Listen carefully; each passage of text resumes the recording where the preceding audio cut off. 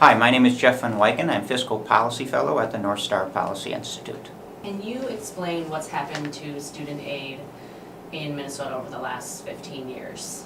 In the decade from following 2003, Minnesota school districts lost a lot of state aid, about $2,000 per pupil in inflation-adjusted dollars, constant 2018 dollars. In recent years, school districts have made up a portion of that aid.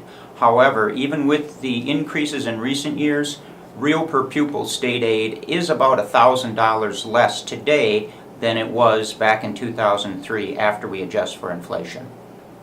How does this impact schools around the state? School districts have basically two responses to a reduction in state aid. One is to increase property taxes and the other is to cut back funding on services for students.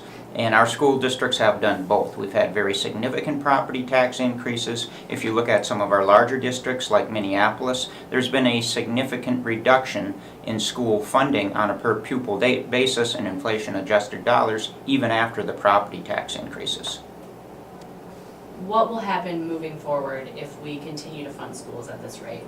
State funding for school districts is barely keeping pace with inflation, so at this rate we will not be recovering the aid losses that school districts experienced in the past.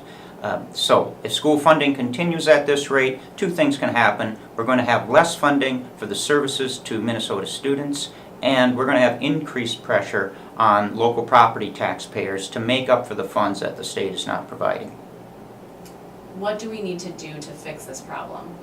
The solution to this problem is simple. In order to provide the best education for Minnesota kids, we need to properly fund our school districts, and we can do that by restoring some of the state aid cuts that have occurred over the last 15 years.